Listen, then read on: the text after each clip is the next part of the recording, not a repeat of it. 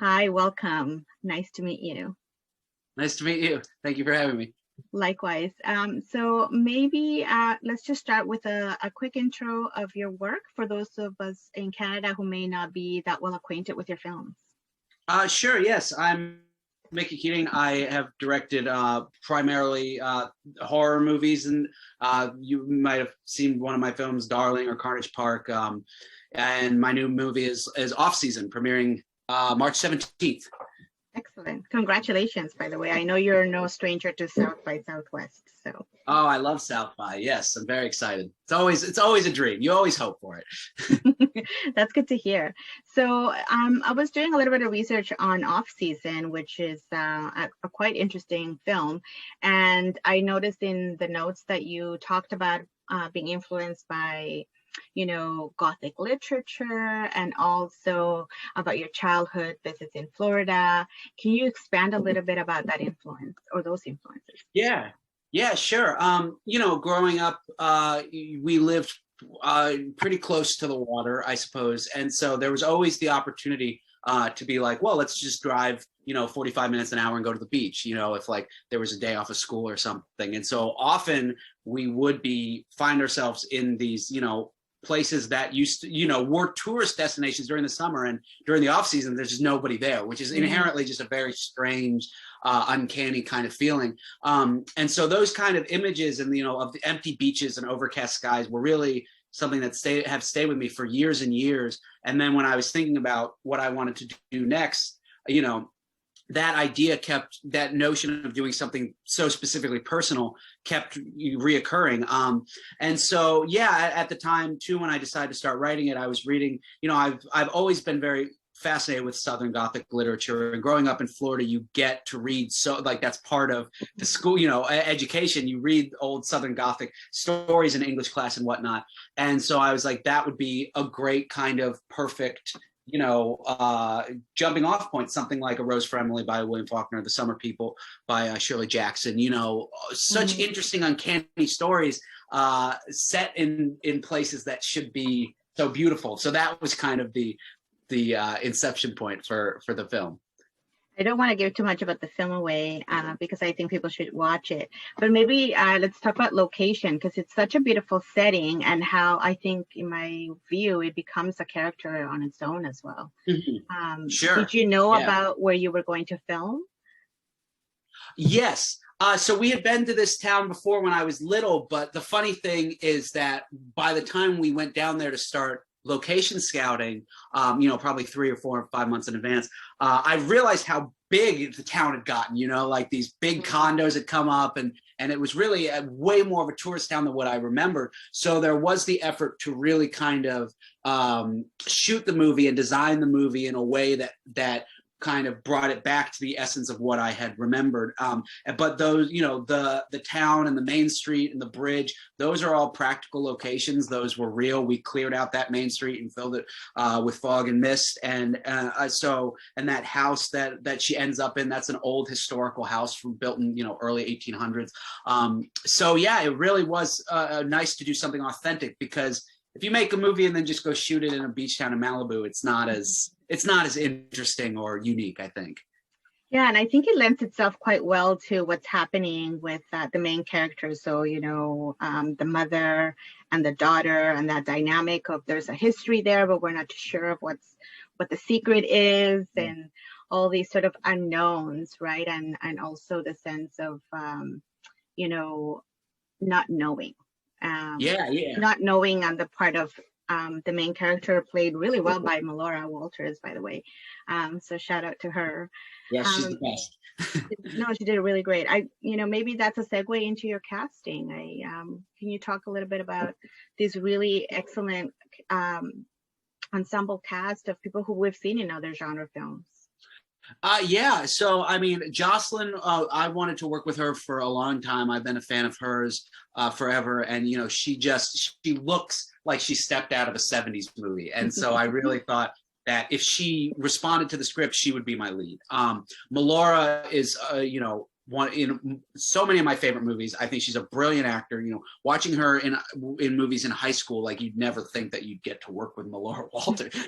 And so it was such a thrill. And then Joe Swanberg, I've been a fan of his movies as a director and him as an actor since college. And he's so, what he's done and the movies that he's created in the genre that he basically pioneered was very inspiring to me coming up and making movies. So the fact that these actors would even entertain me was really such a thrill. And then, someone like Jeremy Gardner, who lives in Florida, I think he's a brilliant actor. He drove up every time we needed him to shoot.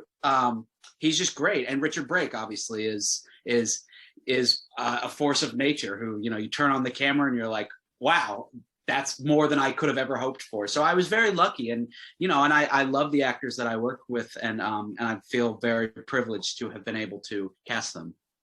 Can you maybe expand a bit about that relationship with the cast? And was there chances for improvisation, or how do they make their characters each of their own? Yeah, well, that's a great question. So, I mean, definitely when you cast somebody like Joe Swanberg, whose movies are entirely improvised, I'd be remiss to not, kind of use that, right? So Jocelyn and Joe shot the first week that they were together. And so we were like, all right, well, we have the script. I've designed these shots, but why not go wild with it? What would your character say? How can we make this more natural? And so I always allow and hope for, I always say, it's like when I shoot a movie, we can shoot what's on the page and I've designed it and it will be fine. But if there's something that comes to mind and we can capture lightning in a bottle, why not? I mean, take any opportunity that you can. So I give the actors the stage, and I am always a director who likes to be thrilled by something that I didn't plan.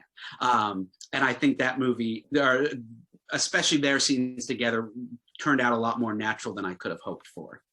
Okay, that's great, because you do sense there's tension between them a little bit, and you're not sure where that's coming from. And I realized that as I continue watching the film. Oh, there's something there I didn't know. Yeah. So I appreciated that sort of tension that I wasn't sure where it was coming from.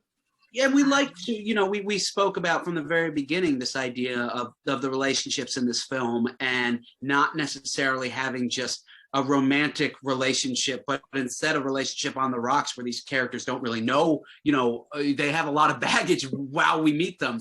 And then same with the mother too. It's like, this isn't, she's not a wicked mother. She's not, a mother who was the greatest mother. And that facade of movie stardom kind of just infected the entire relationship. And that's very as interesting to me as anything.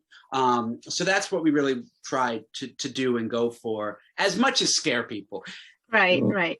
But I mean, we're in there for everything. We want to scare, but we also want to be kind of introduced to the characters, that we know what their plight is, right?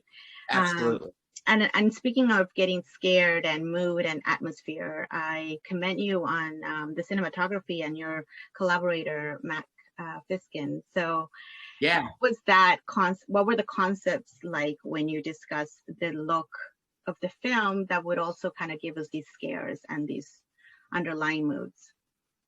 Yeah, well, we've got a great relationship because when I write, I visualize, I try to break the movie down into shots, while I'm writing. And so I drew the movie out beforehand. And so basically I'm able to go with him and I say, like, this is what I'm thinking as the jumping off point. How can we design the film and take the extra effort to shoot at a certain time of day? Here are the visual references. They might not necessarily be even movies.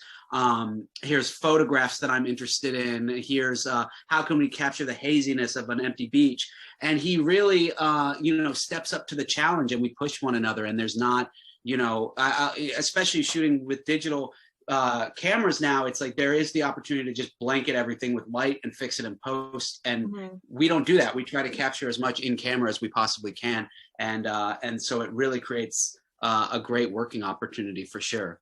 Okay, excellent. I wasn't sure about the use of added technology or not. Yeah, well, we tried to capture as much in camera as we possibly could. There are obviously things that we couldn't, we needed the help of computers to do. Right. But for the most part, it was the effort to be like, let's let's do everything we can in camera, you know? Yeah, and I think that's where the setting kind of helps as well because of the nature of location, right? With, Absolutely. you know, like you said, you were able to empty out the main street and kind of capture that eerie vibe of nobody around. Yeah, completely. You know? And we were very, very lucky to be able to do that. Yeah, so I think that it also kind of lends itself well to the themes that you kind of wanted to talk about, which are sort of the unknown, you know, this deal with a devil type presence and all these family secrets. And I kind of wanted to maybe ask you to expand a little bit on those themes if you could. Yeah, well, I think that there's, you know, throughout history, you know, especially in the United States, it's like you see the kind of consequences of people quickly selling their souls, you know, for you know, whether it's a financial opportunity or anything like that, and you know, the lengths that people can go to kind of hide their histories and their backstories, and how, you know, you think that you can know somebody to such an extent, and then if they unfortunately pass away or secrets come to light, like it can really rattle you to the core, to the absolute core. And I love the idea of just of a character being thrown into something that was completely beyond the pale of anything that she could have expected, because it's inherently just a human fear of everybody. I feel like, where it's like, well, do I really know who my parents are? Do I really know what, you know, my relatives were involved with? I don't. And that, you know, that can leave a stain on family history forever. So I think that that's something that was very interesting to me to explore. Yeah, for sure. I also noticed that you were able to wrap up just as March of last year came along. So I'm glad that you were able to finish on time. In terms of post-production, can you tell me a little bit about the music? Because I actually found even just the opening scene, that piece of music quite grabbing. So I am curious about that. Oh, yeah. So, I mean, I was fortunate to have both. Well, I was able, this was the first movie where I didn't have, you know, music is such an important thing to me in my films.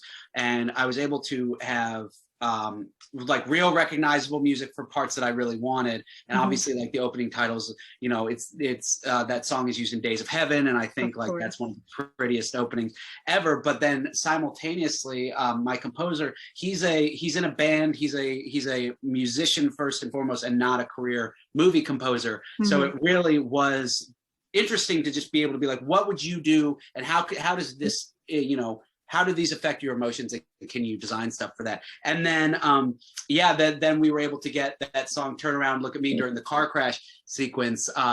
We were very lucky that that Warner Music was able to be nice to us, because, you know, when it's really a you don't know. Sometimes music for movies can cost hundreds of thousands of dollars. And I wrote a letter saying how important this song was to me, how, you know, and they were very nice to work with us. But yeah, I just, you know, I want to try to make movies that, you know, can grab you emotionally just through the score. You know, paintings with music is what I always hope for. Excellent. So, I'm mindful of time, so thank you so much for just sitting with me and talking about Offseason. I'm looking forward to the world premiere. Is it? Yes. Next Wednesday. Thank you so much for meeting with me. Of course. Thank you again. Talk to you soon. Bye.